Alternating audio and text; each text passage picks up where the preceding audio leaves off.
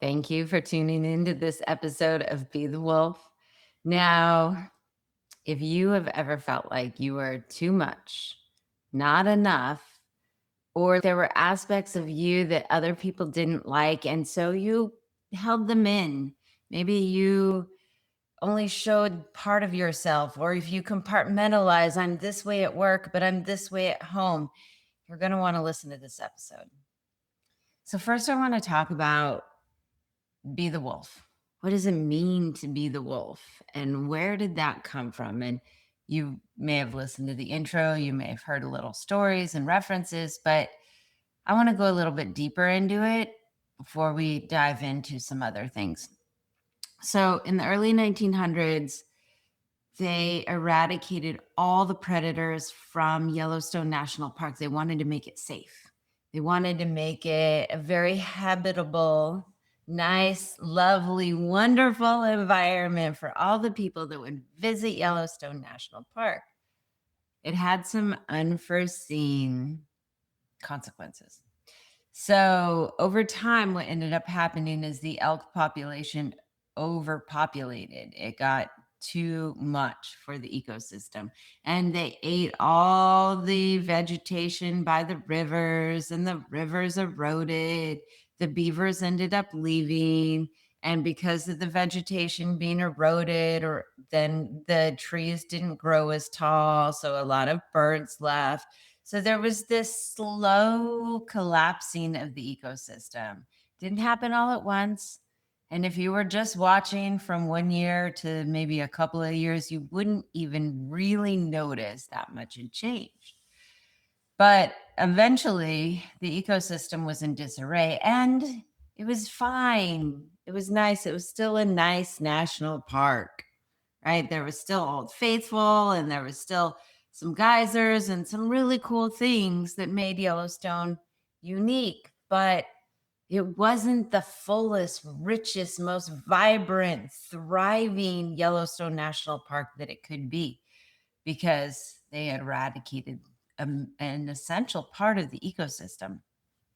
And so in the mid 90s, they introduced 41 wolves back into that environment. And little by little, over time, just like the way the ecosystem collapsed in the first place, little by little, the ecosystem began to rebalance out. The elk population began to balance, and they moved to different parts of the park. The vegetation began to grow again around riverbanks, and the rivers actually solidified up and rerouted, which caused the beavers to return, and the trees grew higher. And so the ecosystem began to become more of what it really was, more of the wholeness and operating in harmony with fluidity and all of the grandness that nature can bring. And it happened because an essential part of the ecosystem had been returned. Now, I don't know about you, but for me in my life, I have shoved down a lot of parts of me in order to be liked, to stay safe, to make sure I keep my job, to make sure I don't lose friends. I'm reminded of in seventh grade, I had this speech. It wasn't really a speech. It was in one of my classes. We had this impromptu speech where we had to go up in front of the class, speak for 7 minutes about a random topic that the teacher gave us. And the teacher told me the question you have to answer for 7 minutes, and I'm 12 years old, is would you rather be a boy or a girl? And so for me, it was no question. It was, I would rather be a boy, even though I am a girl or a woman at this point.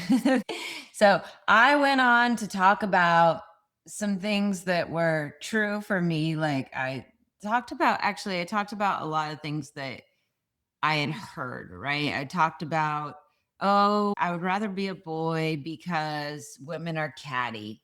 And that was not actually really me talking. That was my mom talking. Those things that I had heard. Oh, yeah, women are kind of catty and they're kind of not very nice. And also, there was a little bit of for me some recognition in that, even though I was saying what other people had said. My mom was a woman and she was not very nice. So there was some truth in that for me. And so I went on to talk about how women aren't very nice, they're gossipy, they're catty, and all of that. And then I went on and I repeated all these things that I had learned, that I'd heard from other people.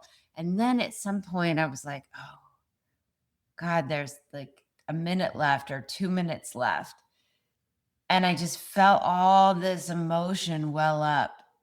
It was always safer for me to repeat what other people had said, right? For me, my childhood was not that great. If you've been listening, you know that it was like I was physically beaten. I had lots of crazy trauma with the people I was left with and with my mom. And so for me, it was always safer to just repeat what other people had said because I had learned that if I be all of me, that there were dire consequences. But here I am, the clock is ticking, tick, tick. And I'm standing there, 12 years old, in front of the class. I'm totally embarrassed. I'm like, oh my God, what am I going to say? What am I going to say? And all of a sudden, I'm like, okay, I'm just going to do it. I'm going to say the thing that I really think. I would rather be a boy than a girl because then I wouldn't have to get my period anymore. And I was the first girl in my class to get my period, and it happened at school. So that was even more, to say that out loud was like a lot. So I was 12 years old, got my period at 11. And I said that, and I was just like, and then the time, okay. I was like, whew. And it was so scary to step into saying what I really think, what I really feel. And then I was shaking, and I waited till after class to leave. I just couldn't even get up from my desk because I was so like, oh God, that was just the most terrifying thing. Because historically, I had learned the more I step into me, the bigger I am, the more truthful I am, especially truthful when you're talking about being in a family, a mom who gaslights a lot. The more truthful I am, the more painful the consequences were. So it was so hard for me to do that. And then I go out to a lunch break after the class, and I'm, like I said, I held behind a bit. And I walk up to my friends, and all my friends look at me and they said, we don't want to be friends with you anymore. And my heart sank. And so my perspective at that time was that I had just put myself out there, like my real self out there. And they didn't like it. And the consequences were that I lost all of my friends. I walked away so sad and so heartbroken. I literally leaned up against the brick wall on the other side of the building behind some bushes and crouched down, like just slid down till I was like sitting there with my knees in my chest, curled up. And I just cried, and I never let anyone see me cry, but I was hidden by the bushes. And it was like I just wanted to disappear. I wanted to hide because I had shown who I was. And the consequence of that was not physical beating, but losing all of my friends. And so that reinforced that belief that I cannot show all of me. So I hid away the part that says what she thinks. It was already hidden, but that really reinforced it. Now, in hindsight, here's the funny thing. And here's the funny thing about going through your life and really beginning to recognize and heal is that now I can see very clearly they didn't give a fuck about the fact that I said I wouldn't get my period. They gave a fuck about all the shit that I said that wasn't even coming from me. The shit about women being gossipy and catty and mean and all of that stuff that in my mind, subconsciously was acceptable because that's what I grew up hearing. So this is the thing to say about women. This is how we talk about women. This is the rules about how women are. And obviously, most of my friends were girls. And so they're not going to like that. And of course, it makes sense that they would not want to talk to me because their perception is that I truly thought that they were catty, gossipy, and mean. They demonstrated maybe a little bit of that by saying, we don't want to be friends with you. But the thing is that wasn't even the truth. I was filling my this part of me that wants to say what I really think and what I really mean and be who I am. I was filling that up with shit that I had heard that I thought was acceptable. That was the framework of what I grew up in. If you ever had your family members say things like, oh, we're not that kind of people, then subconsciously you probably became not that kind of person. I remember having a conversation with a client years ago, and she wanted to go to school and get an education, but her family was very blue collar. And they would always say, oh, we're not that kind, we're not hoity toity like that. And she was a welder, but she had really had these bigger aspirations, these bigger dreams of what she wanted to do. But she held that part of her down and did a blue collar job because subconsciously we fear being ostracized, being kicked out, being left out. And the thing is, what we do instead is that we kick out parts of ourselves. And that might not seem like such a big deal. In childhood, it makes sense, right? I'm gonna not be that hoity toity person because I'm relying on my family to take care of me. Because I'm 7 years old, I'm 9 years old. I'm going to sit here and think that women are catty and mean and gossipy and all of that because that's what my mom thinks. And if that's what she thinks, if I think the way she thinks, then I will be safe. Then maybe she won't beat my ass. Then maybe she won't ignore me and not come home for days at a time, which was an MO for her.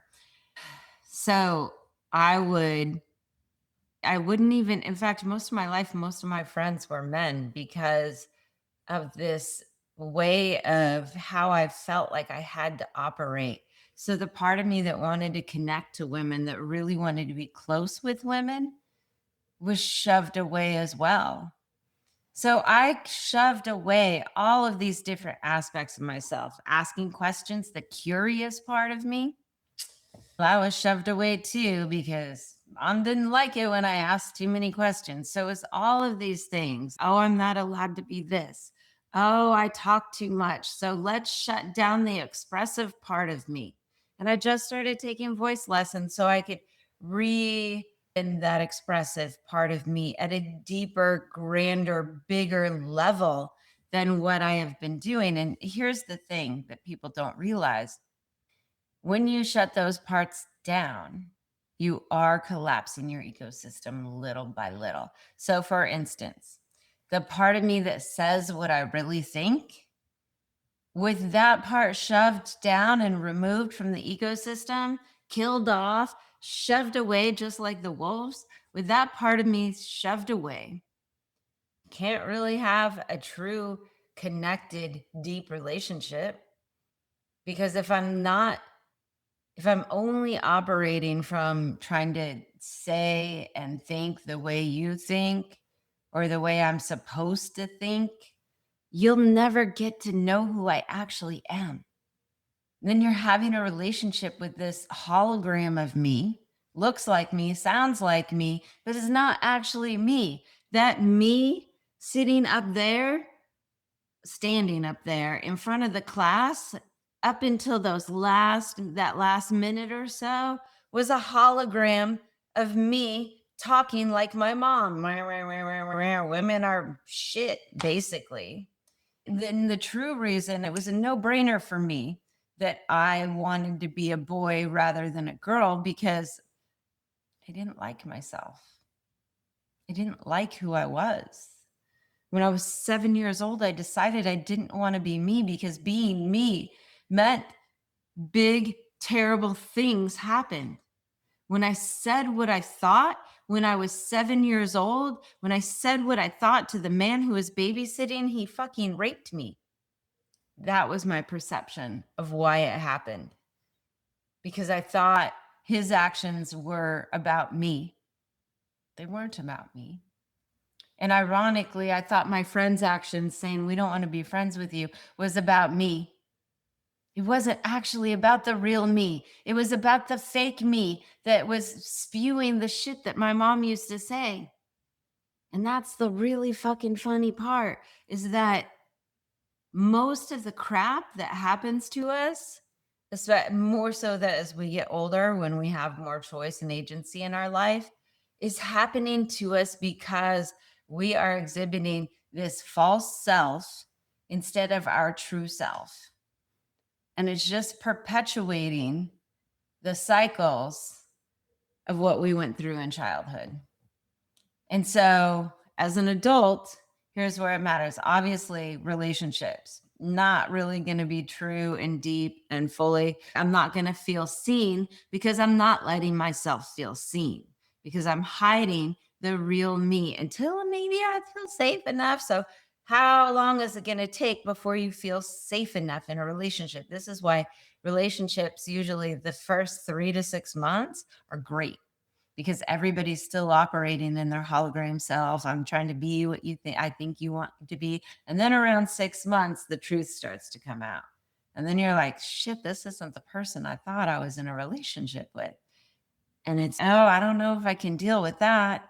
Oh, I don't know if I can deal with that. Oh, I don't know I could deal with that. In intimate relationships, particularly, you get close enough to potentially really see the things. You're spending enough time, so you get to see the real things that people keep hidden.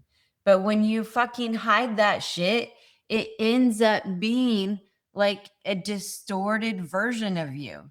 So when I would express myself, right, I held in my expression for most of my life because I was told I talked too much. I was told to shut up. I was told that not ask questions, all of these things. And so I would push down that expressive part of me. And so when I would get to a point where I would need to say something so badly because I had shoved it down and I couldn't take it anymore, and something was in this situation where I would need to actually really speak up for myself or say something and it was dire, it would come out like, blah, blah, blah, blah. It was like I would always put my foot in my mouth because I'd shoved that part of me down so much. It's like, what would happen if you put a wolf in a cage? If you put a wolf in a cage and you lock the wolf in the cage, and it's a very small cage where it's getting compressed and it doesn't have any room to move.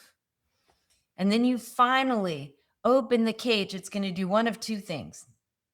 It is either going to come out with a fucking rage and rah, and destroy everything in its path, or try to, right? Or it's going to be so fucking scared to come out of the cage that it'll stay in the cage. For me, expression was mostly so fucking scared to come out of the cage. So it would take a lot for me to actually truly express myself in a way that was authentic to me. And if you were told you were too much, if you were told to pipe down, if you were told you were too loud, all of those things are aspects of your expression. If you were told that's not the way it is, and you had an opinion and people are like, nope, that's not the way it is, it's this way instead, and you felt emotionally shut down for it, you have probably shoved down part of your expression. And when you shove down part of your expression, what happens in that work meeting when you have the best idea? You're not going to say it. Or if you do say it, it's going to maybe come out like the wolf that's still, the door is open, but it's in the cage. It doesn't want to come out. So it's going to sound really meek. and nobody's going to listen to you, and you're going to be frustrated because why does nobody fucking listen to me? Because subconsciously, at the deepest level, you are afraid to express yourself because you're afraid of the consequences. You're afraid that you're going to lose love. And that when you're a kid, when all this stuff is formed, losing love is, it's not just, oh, I lose love. Oh, it is imperative to your survival. There is a fucking reason why when babies are born, oxytocin is released in the mother because the mother must love the baby in order to feed it and take care of it. When women breastfeed, oxytocin is released. It's the love chemical. It is the natural love chemical in the body. A hug for 6 seconds or longer will release oxytocin. And so we need, as children, we need to be loved just so that our parents want to take care of us. And so when we feel that love pull away, subconsciously, we're like, what do we need to do to get it back? And so for me, it was shut down my expression, shut down my curiosity, shut down the part of me that says what I think, shut down the part of me that's powerful, shut down the part of me that really goes after what she wants, shut down the part of me that achieves, shut down the part of me that can outshine everybody and actually shine so fucking bright that I blow up an entire room. Don't you dare do that, Genea. If you do that, there will be consequences. And I don't know what the consequences were for you in your life or for what specific things there were consequences. But I know that everybody has shoved down an aspect of themselves. And even beyond that, some aspects of you never even developed. They're like dormant parts of you that have never been activated. So if you grew up where everybody in your family was super passive, avoided conflict, and everything that you witnessed up until pretty much the age of 5, 6, 7, for the most part, was conflict avoidant and very passive and not very go get 'em, then your go get 'em parts and your stand up for yourself parts have never even been activated. So for me, my curiosity part was totally activated, but I shut it down. But if you have that other situation where the aggressive part of you or the go get 'em part of you was never even activated because you never even witnessed it or saw it in anybody that was around you in your immediate family when you were imprinting everything as a baby, as a toddler. If you never saw that, then you never could activate that part of you. You need to see it to know that it exists. This is a beautiful thing is, oh, when somebody is doing really great things and they inspire other people, then it's, oh, they're being something that I could be because we all have such a great capacity, a huge expansion of who we are and who we are capable of being. But sometimes we need to see somebody else do it to know that it's even possible to be that. And the best time to see that is in your early childhood. So for me at 5 years old, and this is something, as much as I was shut down for really pushing the envelope and trying to really be something beyond what I was witnessing, I still held in my heart this belief that more was possible for me. And one of the reasons I held this belief is when I was 5 years old, I went and saw the movie Superman. And my family was not really, my mom didn't take me to the movies. It was a really rare thing. And I had seen it once already, but my mom's friend called up and said, oh, we're taking the kids to see Superman. Can we bring Genea? And I was so excited to see this movie again. In fact, I didn't even know it was possible to see a movie twice. I thought once you saw it, that it was it. That was it. It was gone forever. Just like when you'd hear songs on the radio for a long time, I thought those songs would always play on the radio for all time. It's like the things that you think when you're a kid.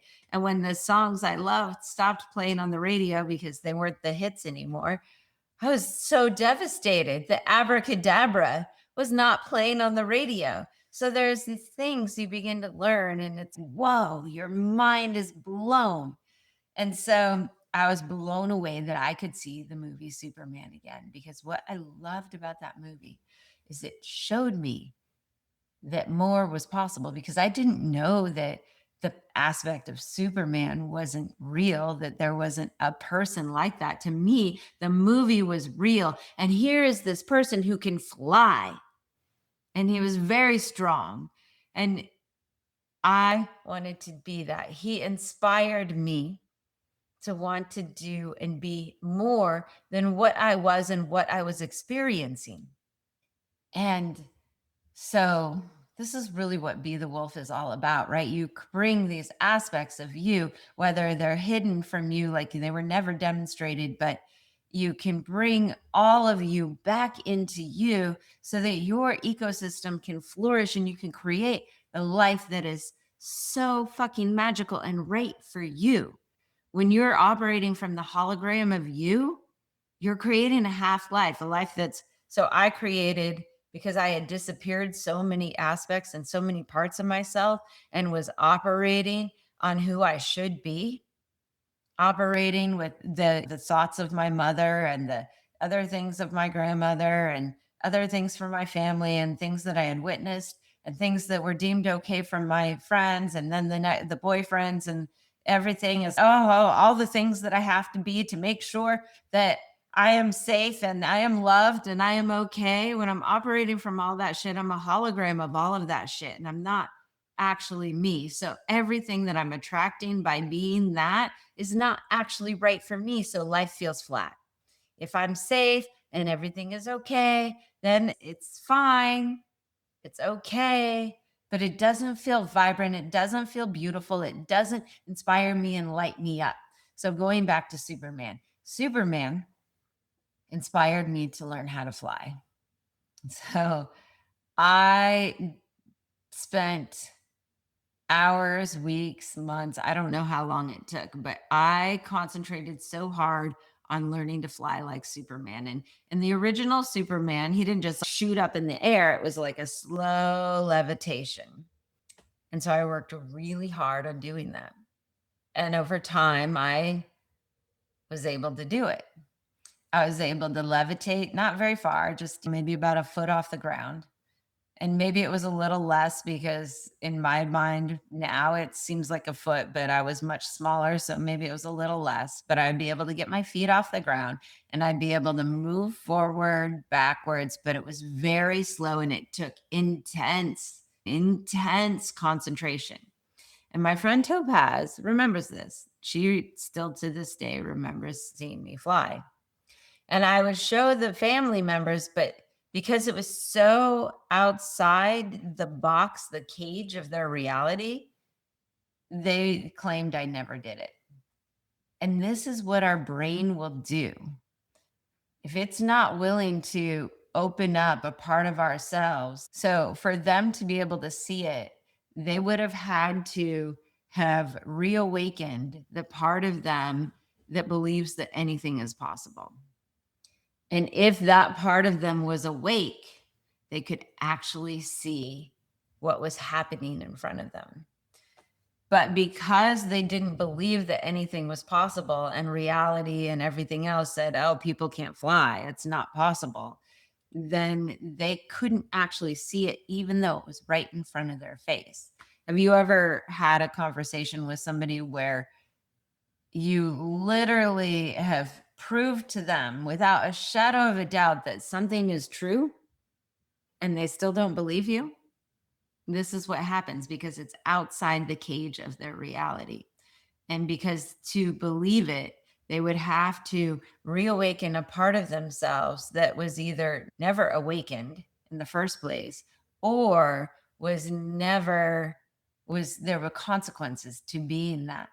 So maybe I know my mom had dreams. She wanted to be a trapeze artist. That's what she really wanted to do. And she shut that down to be practical and become a nurse. Later, she became a bartender, but she shut down her dreams of what was possible. It's not possible for me. And so here's this demonstration that anything is possible, this little girl levitating off the ground. And so she can't look at that, because if she looks at that, she has to accept the fact that anything is possible. And she would have to accept the part of her that believes and knows that anything is possible. But she shoved that part of herself down to stay safe, because I'm sure she had my grandma in her ear. You need to make money, and you need to be safe, and you need to be a nurse, or be like something to that effect. You need to go to college. You need to go to school. And those were my grandma's beliefs. So she was holding my grandma's beliefs, and I held my mom's beliefs, and trying to be like keeping myself in that cage. But I stopped showing people that I could levitate, because nobody, even though they saw it, they couldn't believe it. But I knew it was true. And my friend knew it was true. And so I just held it inside. I held on to that part of me that believed anything was possible, believed that I could do more than what was demonstrated to me in the world. And so, even though I didn't show that part outwardly, I let that part live awake inside of me. I didn't shove it down completely. I just put a little veil on it. But because of that part, because I never shut that part down and made it wrong and made it bad, like I did all the other parts, curiosity part, bad, achievement part, bad, shove it down, make it disappear, make it fucking go away, kill it off. But because I held on to that part that believed more was possible, I kept going in my own journey, figuring out how to break through and start getting the things that I wanted. Because the thing is, I wasn't able to get the things that I wanted. Every time I would get someplace and I would make a goal, it would either feel like shit, feel flat, or I wouldn't be able to hold it, or I wouldn't be able to get the goal. Like, because if the curiosity part of me is shut down, I can't ask questions.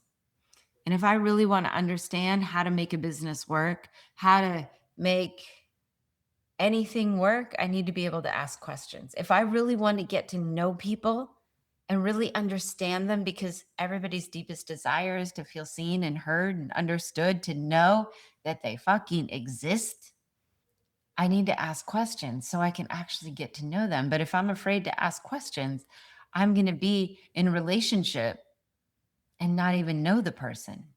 When I brought one of my boyfriends home to meet my family, and my aunt was asking him a ton of questions, and I'm like over in the corner, totally mortified. Don't ask him any questions. He's going to leave. He's going to get mad at me. He's going to hate me if you're asking too many questions, right? These are the consequences that I was used to of asking questions. So I wouldn't ask questions.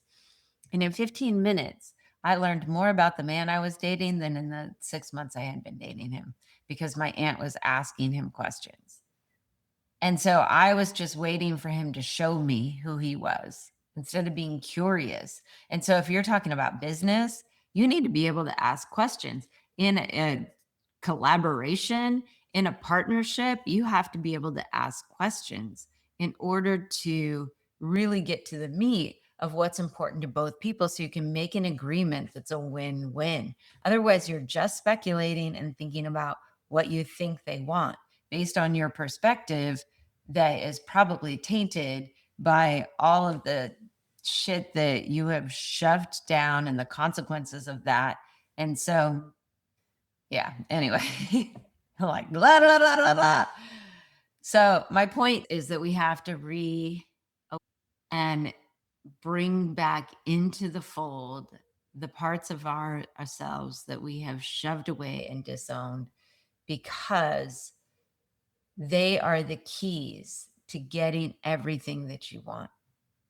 The achievement part, as I have reawakened and invited that part back in and accepted it and dealt with all the wounds that came from the consequences of achieving, as I have done that, I can actually start to achieve. But here's the thing, I'm achieving the things that are right for me instead of achieving the things that I'm supposed to achieve that are right for everybody else. So when I actually reach a goal that I want, something that I truly want, my heart, my soul wants, it feels amazing. And it's not just that dopamine hit, it's this steady warmth of satisfaction and fulfillment rather than that pop of the dopamine hit. And if you reach a goal and you get the dopamine hit and the satisfaction doesn't last, that's a good sign that goal was about the false self. It wasn't about what your soul really wants. It's about what your false hologram self that's trying to be everything that you need to be with all the parts of you shoved down that you don't want anyone to see because they were deemed as bad, they were forgotten, they were forbidden, never even activated, whatever it is. So if your life is feeling flat, if your life is feeling not how you imagined it to be, if you want your life to be different and you were told that you were too much, not enough, and that there was something wrong with you, if you grew up feeling that way, this is why.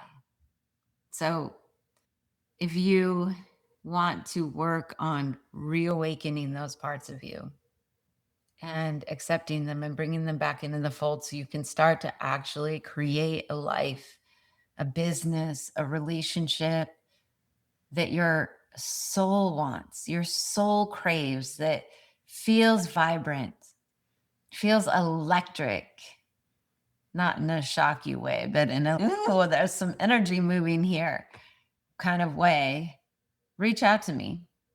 I've got lots of ways for you to get involved. I have weekly freedom calls on Wednesdays in the morning. I have events, live events that are all a give what you get, fire walking and transformational events in LA, fire walking in Nashville. And of course, there's coaching. And it's all about, do you want to just dip your toe in the water or do you want to jump all in? So there'll be links below in this podcast about how you can reach out to me, how you can get connected to my newsletter, you can see my events, all of those things. If you want to become who you are again, become more of who you ever thought you could be, if you want to create a life that's different and bigger and grander and feels better than the life that you have and the life that you grew up in, reach out to me, connect. There's lots of ways I can support you. All right. Thanks for listening. And remember, everybody, when you operate from the wholeness of you, from all of you, when you be the wolf, humanity evolves. We'll see you next time. Bye, everyone.